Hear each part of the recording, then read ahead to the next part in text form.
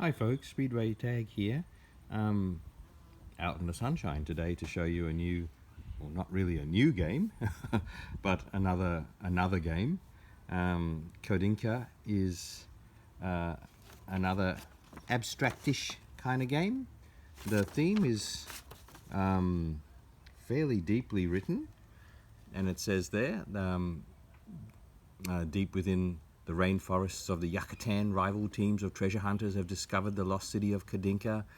In the center of the once great citadel stands a stone temple, and local legends tell of great treasures that lie beneath the temple. No doorway has been found. On top of the temple stands a square stone altar, and on it a pattern of 16 carved tiles. Examining them closely, you discover an intricate series of mechanisms which allow the tiles to switch places and be turned over, revealing a stone side and a gold side. Can you be the first to unlock the secrets of Codinca and open the temple? Okay, so you've stumbled upon this stone temple with these patterns of tiles, of symbols, and as you can see there, they are earth, air, fire, and water. You'll see them on the tiles in a minute when I show you. Codinca must have got around about 2016, perhaps. I think that's probably when it's come out. It's a lovely little box here, and with the magnetic flip lid, and when you open it, it looks lovely inside. The tiles look great. These are the little cards you use for your special abilities. They're actually circular cards. Okay, so beautiful. You've got the setup on the inside of the lid of the box, and these are the Bakelite tiles. You know, I just love Bakelite tiles. I can never get enough of them. They're really great quality. Gold side and plain side.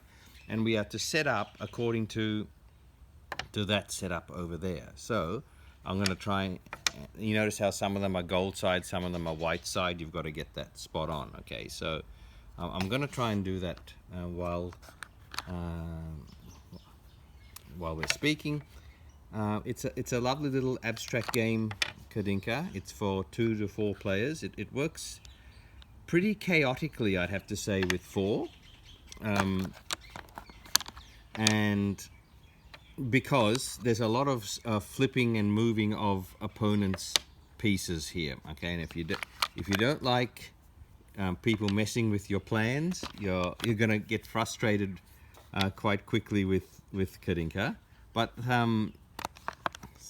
some people really like that introduction. You can see some of these tiles out there now, just beautiful, and you can see the Earth's air, fire, and water symbols taking shape. I'm nearly finished setting up. Just give me a few more seconds. And unfortunately, I've got a table that's been eaten by cockatoos here, so that tile is not going to sit beautifully, unfortunately. Cockatoos are very destructive beasts, and if one could easily fly over at any moment, and then I can show you what the culprits look like, what they've wrecked my table. So be it. Okay, I'm nearly done. Last one. Okay, there's the box done with Codinca. Okay, I'll leave that there. Here's our setup to start.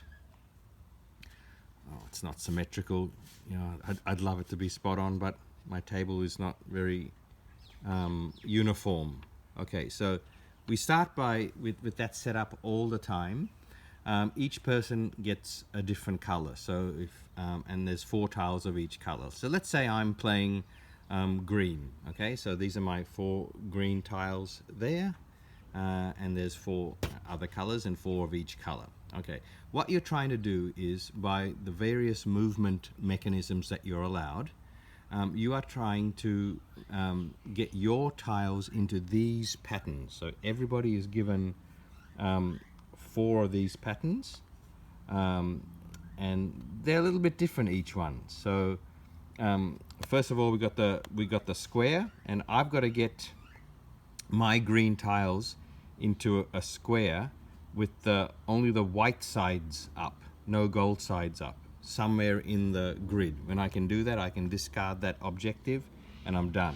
Okay, someone else might have will have the square as well, but they might have 2 gold squares there. So they have their objective is to get their square with 2 whites and 2 golds showing. You see that in my line here, where I've got a certain combination of gold and white showing sides, and then you've got a grid objective, and then you've got a diagonal objective as well. Everybody's got the same shapes, but in different configurations with gold and white.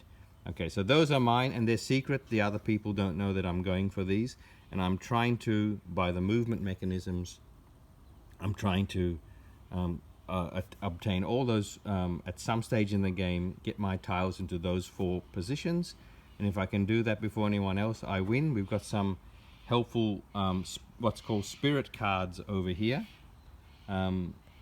which are 3 little special abilities which you can do as well, which I'll explain in a minute. But the way you move, okay, I wonder if I'm getting enough light there, hopefully.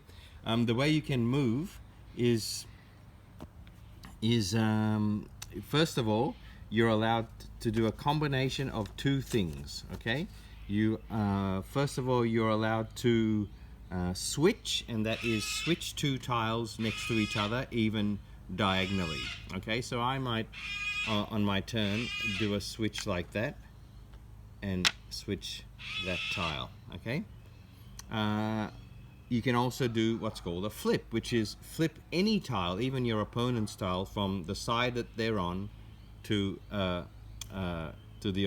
opposite side. So remember, I'm trying to get this objective here, a group of 4 together, all white side up. So I might actually flip my green, that's earth, to the white side. So see now how I've got 3 out of my square. If this can be a green tile and it's white, then I will complete this objective, which is great.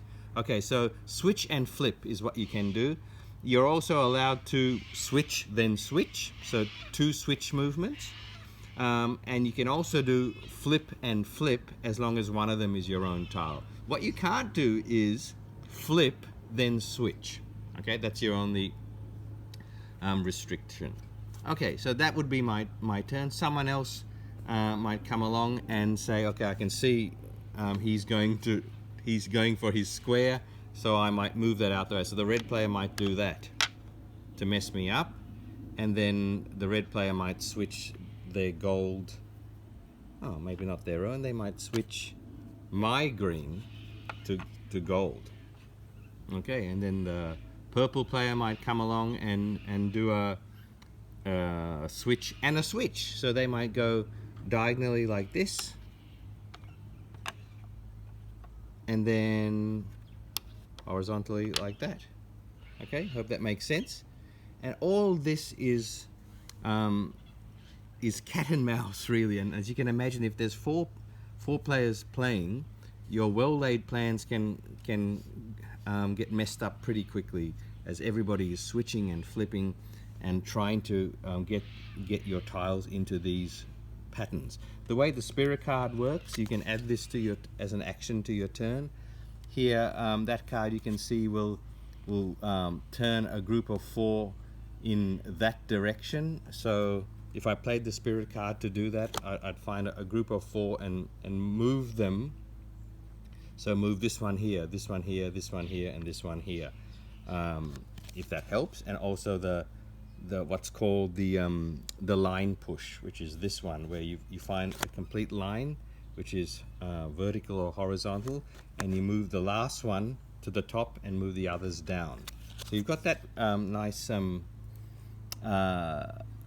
option, and you also got what's called a trap. On the back of these cards is a trap, okay, where it configures the entire grid in a new way in terms of gold side and white side. So if I see the red arrow there, if I came and placed this here with the red arrow pointing to the grid, then I would turn the grid into that configuration of gold and white. So these 4 I'd flip all over to gold, these 4 I'd flip all over to white, and so on, to make this configuration appear in the grid. Again, you do that to help yourself, it's going to mess the other players up in a massive way. And we keep going like this. And so look, if I manage to get my, if somehow I manage to get, did that, I might flip this. Eventually I'll do a switch over here, move him up here, switch over here at some stage and flip him. Okay, and this is those are the kind of movements over the course of turns, as long as people don't mess around with you. I've got a group of 4. I can discard one of my objectives. Hopefully I can get these 3 as well. But once you're in the group of 4, okay, it's going to be hard to move into a line or a diagonal line as well, but can be done. So this one is all gold side and a diagonal line. The purple player might be able to do this, flip this, switch here, and then switch here, and they've got that gold diagonal line. If I was purple, I'd be able to discard that. And these traps and special spirit cards will also change up a lot of things for you as well during this game. It's I find it's better with 2, maybe 3 players. 4, as I said, becomes a little bit too chaotic, and you don't really feel like you've got much control over what's happening. So you like for tiles to sort of sit there for a turn or 2 as you plan your movement, because it is very, very tricky to get all 4 of those objectives appearing in the grid.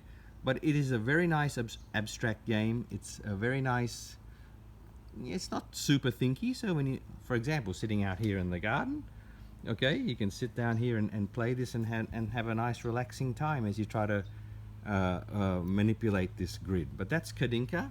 I think you can still get it today. So thanks for watching. Hope you enjoyed it. See you later.